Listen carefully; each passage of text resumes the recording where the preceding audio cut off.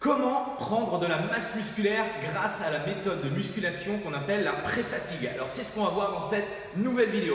Donc salut à toi, bienvenue dans l'épisode numéro 240. Je suis Andy, ton coach fitness et comme chaque mardi, j'en profite pour te donner entre guillemets une leçon de musculation.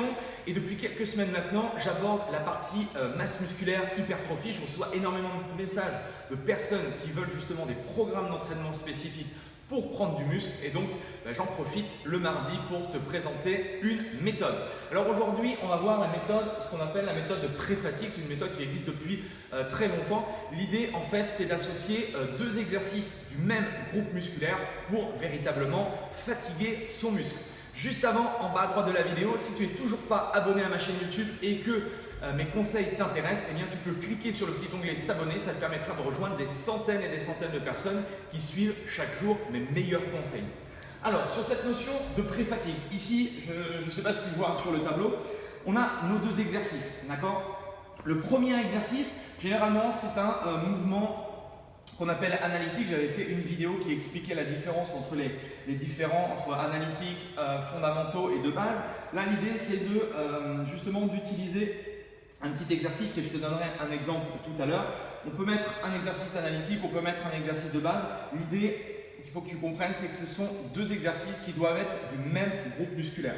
Ici, en termes de charge, je t'ai mis quelques petites notions en termes de pourcentage de 1 RM. Donc, il y a 1 RM, c'est la une répétition maximale, c'est la charge que tu es capable de soulever une fois sur l'exercice donné.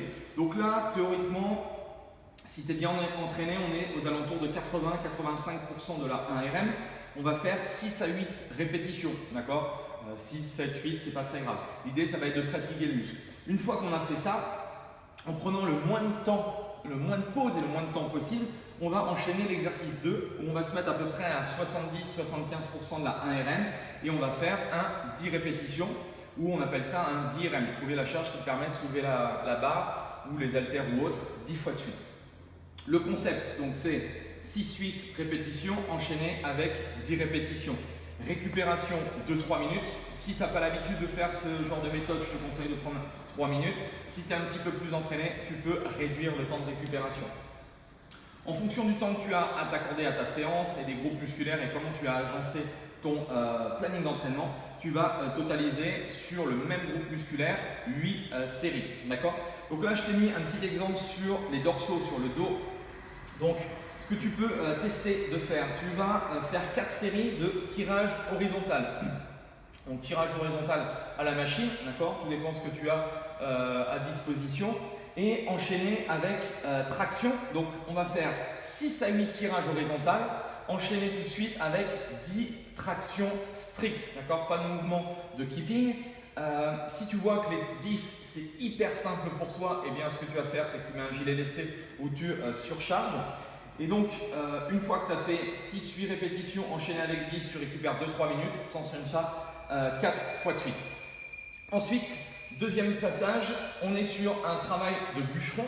Donc le mouvement de bûcheron, on fixe le buste, tirage un bras. Donc on en fait 6 à 8, ton bras le plus faible, 6 à 8, ton bras le plus fort. Et tout de suite, on enchaîne tirage poitrine, d'accord? Et on essaie de trouver notre 10 RM. Même concept, on récupère et on fait ça 4 fois de suite. Voilà, donc ça c'est une méthode que tu peux faire pendant 3 à 4 semaines. J'aime bien travailler sous forme de cycle de 3 à 4 semaines. Tout dépend un petit peu de ton niveau, on va dire, en musculation. Mais c'est une méthode qui fonctionne plutôt bien. On a pas mal de sensations, donc je conseille moi d'essayer un petit peu en termes de ressenti. Si tu as des questions, n'hésite pas à les poser dans les commentaires. Si tu as aimé cette petite méthode, eh bien, mets un petit like. Et puis, moi, je te souhaite de passer une excellente journée, un bon entraînement, une bonne méthode. Et on se retrouve demain pour de nouveaux conseils. Allez, salut!